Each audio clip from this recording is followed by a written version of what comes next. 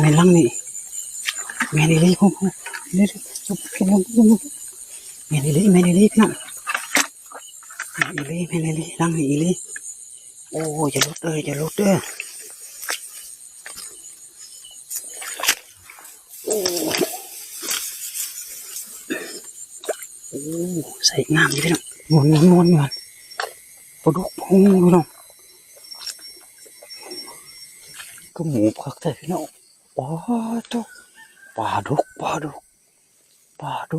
กนี่พันคักเลยตายพันก็ที่เป็นตำโอ้ปลาคอนี่พี่น้องแล้วเต็มนั้น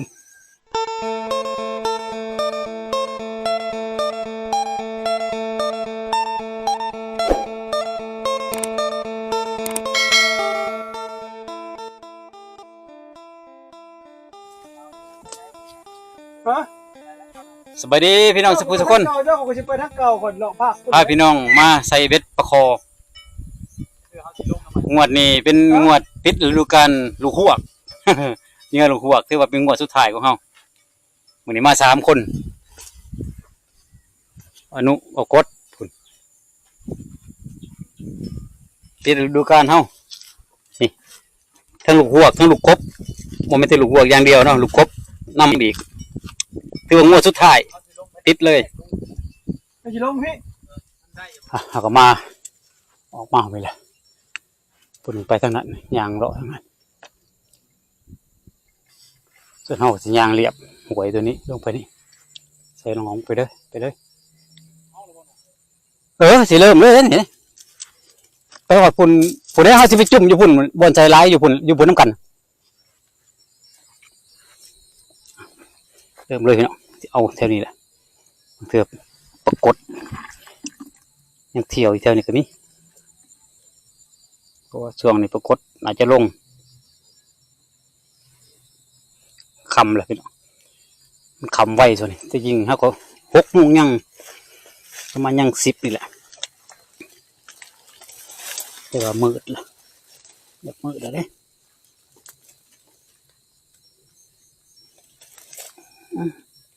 บอลเสียเบ็ดก็บ่ยังมีนะ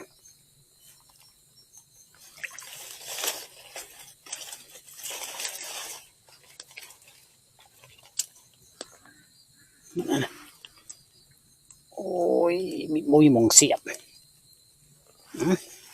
ใส่อย่างสิละ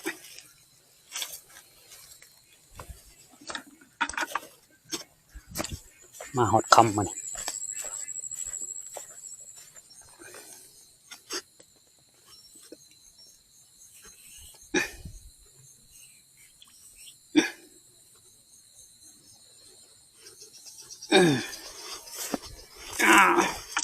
เที่ยนี่ใส่บุได้ตื่นโผล่ตื่นเบิดเท่านั้นโอ้หนับไหลสอดเข้ามาเนี่ยมีอยู่นะปลาคอน้อยนะที่เข้ามาเท่านี้เจอกันตอนยามพี่น้องคำแล้ว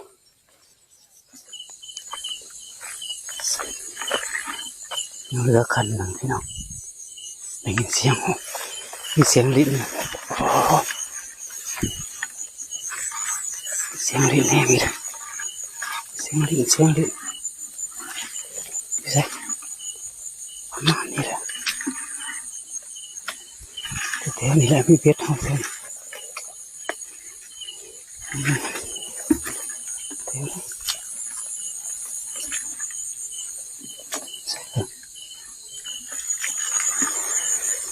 ยังเหลือหลังหนึ่งเสียงลิ้นตัวห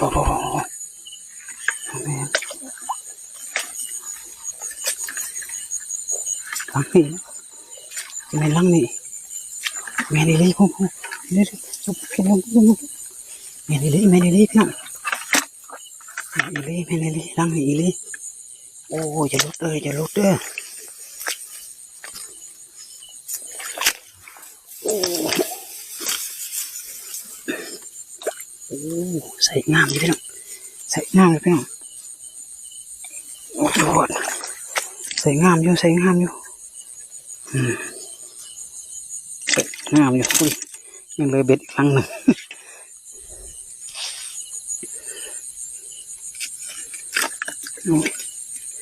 โอ้ถุงใส่ป่าตรงแยงค่ะตัวใหม่เลยตัวเก่าจะไปลืมอยู่ใส่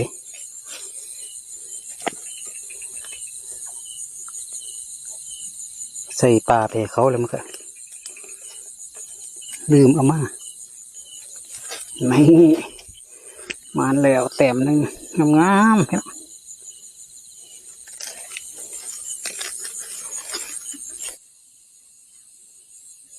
นิ่นบริทับทิมอันนี้มันนิ่นนะนี่ตัวประมาณ3 นิ้วโอ้โมมีแนวแทงเอาอยู่แล้ว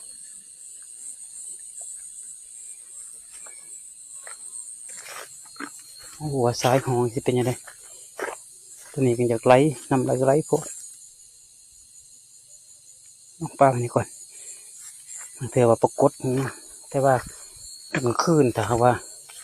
ไม่ยามอีกหอบหนึ่งนี่ถ้าโบเป็นตาเลยอาจจะย้ายไปอยู่แถวบนป่าเขาตัวนั้นเขาเลยแต่บนป่าเขาใส่ทีก็จะได้อยู่โอ้ปลาคอน้อยมีแต่ปลาคอน้อยตัวนี้ก็9 โมงยามน้ำบันเลยไปรุ่นกันมานี่พี่น้องเป็นจังไดบ้านสิมานโตมันแตะมีโตมีแตะอยู่บ่หลังแหลกเฮาอยู่ห้องไปจะได้โอ้ยังคือเก่า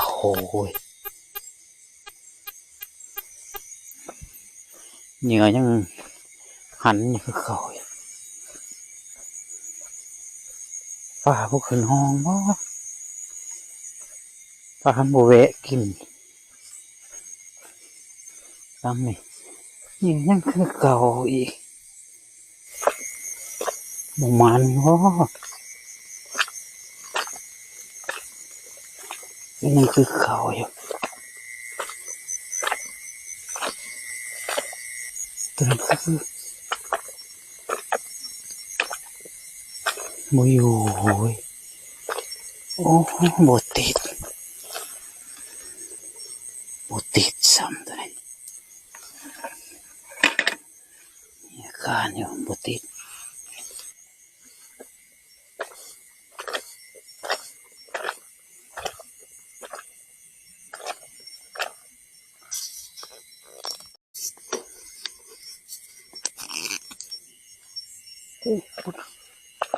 ปลุกนั่นนวลปลุกพุ่งพี่น้อง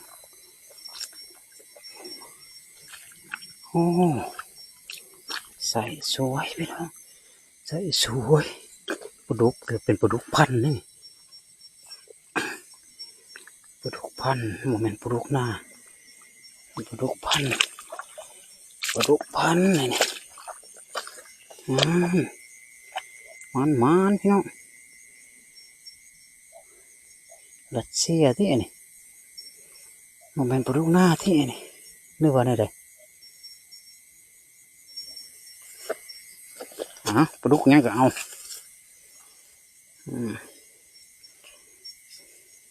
งามเลย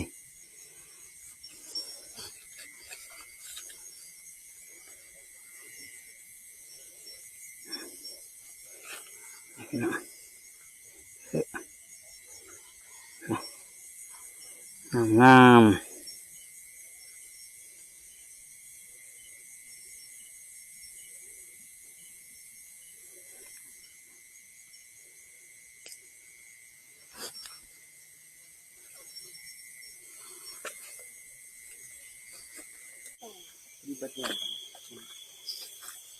เฮ้ยเดี๋ยวตัวปรากฏเดี๋ยวโอ้ประมาณอยู่ได้4-5 ตัวน่าจะนึงผมขอได้2 ตัวคอตัวนึงก็ปลุกพันนี่ได้ปลุกตัวนึงเลยเด้ปลุก โอ้ใหญ่แหละกดได้จ้ะ เนี่ยกดเดี๋ยวไล่ตัวอยู่ได้บอกว่าจะบริเวณตัวดิ ไม่จังโต อ๋อ องค์บรูบริเวณตัวกูว่าเลยเพิ่น กูก็เลยได้ขอว่า ยังมื้ออื่นเช้าที่ว่ามีแต่ข่อยก็บ่กดมาแต่บ่กดนั่นน่ะมีโอกาสมีบ่ได้มาแต่ว่ามันก็บ่ใหญ่เนาะหาไปลุ้นกันมื้อเช้าพี่น้องสบายดีตอนเช้าพี่น้องไปหาลุ้นกันตอนเช้าได้มั้ยพี่น้องเมื่อคืนนี้เฮาได้ไปได้2แต้มปลาคอ1ปลาดุก1ไปลุ้นตอนเช้าวันนี้สิเป็นจังได๋มานอยู่บ่ไปลุ้นกันพี่น้อง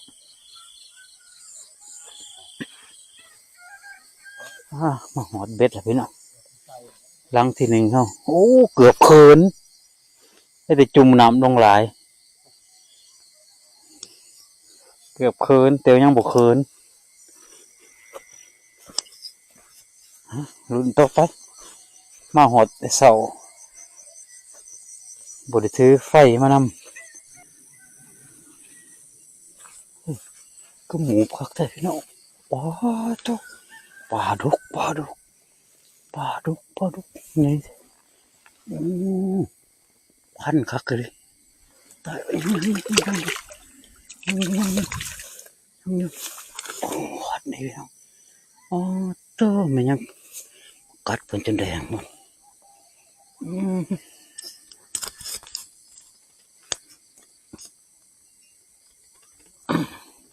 กับบ่พี่น้องนี่ว่าตุ๊สายยังเลื่อนในเดียวนะ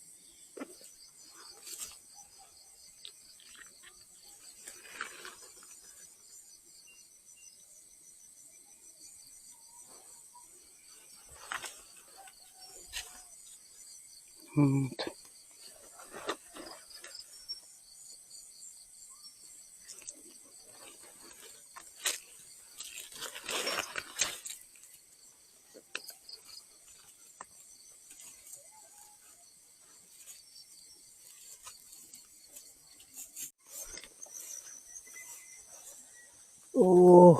หลุดไปบติด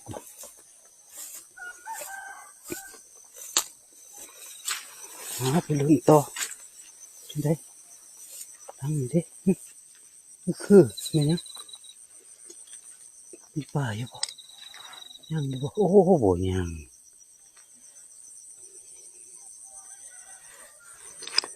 ขากลับเป็นคู่ลุ้นไปเรื่อย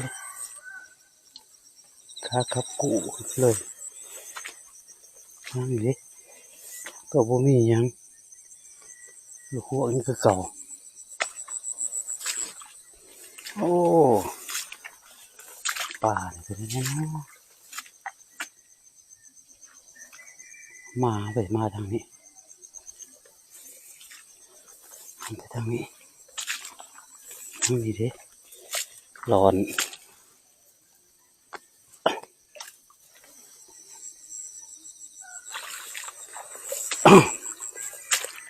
มันเสือกขากลับมาเสือกมันนี่เนาะ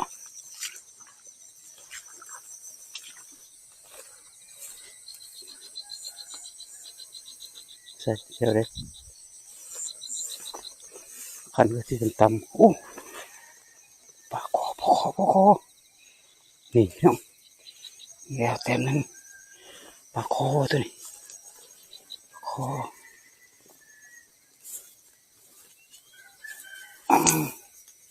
งามอยู่งามพี่น้องนี่เอาเก็บปลาก่อน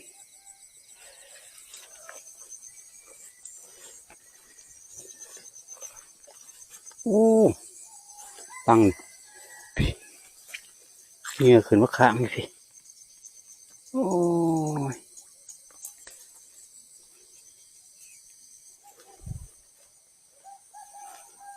มันบ่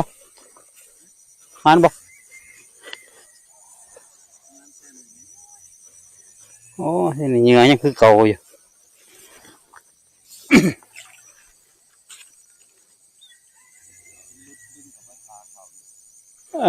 เฮาหลังเมื่อกี้นี่ก็อยู่ซึ่ง นี่พุ่นอยู่ห้องขึ้นทั้งปลายหญ้าทั้งปลายอันน่ะพื้พุ่นดี2 แต้มเอาไปดิโอ้เลยคือดึงไปนั่นน่ะ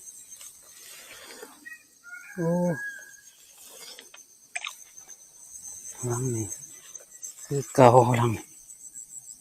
โอ้ยคือบ่มากินไม้นี่ยังงามหลายน้ำยังเหลืองไม้ที่งาม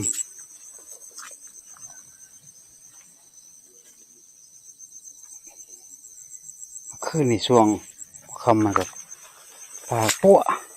อยู่ปลาเขาอยู่แต่ว่าบกกินเผ็ดโอ้ลังนี่ดึงไปนั่นหักบัวส่งเสมีโตขั้นกงหรือโอ้ยบ่มีอีเลยเกาะต้นเขาไว้โอ้ยขั้นมันดึงไปแล้วโอ้หักบัวเห็นโตบ่มีโตนี่อยู่ปลากินหักบัวอยู่อาจจะกินแต่ว่าลูกไปเบิดล้างนี่ไปบ่มากินลูกหัวของงามๆบ่มากินเฉยโดนไปเนี่ยโอ้ปะคอหมูใหญ่ไปไหนคืนนี้ก็โดนล้างหนึ่งไปตัวหนึ่งนี่แต่ว่าตัวใหญ่คนนี้มันคืนนี่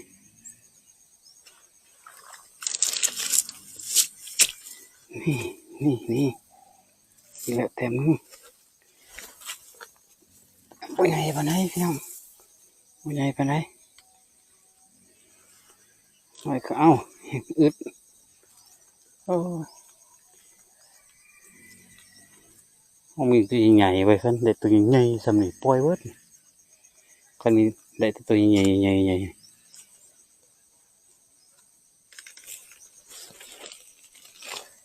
ไปรุ่นกันต่ออีกยังประมาณเท่าครั้ง6-7 หลังหอดบ่7 หลังไหนก็หอด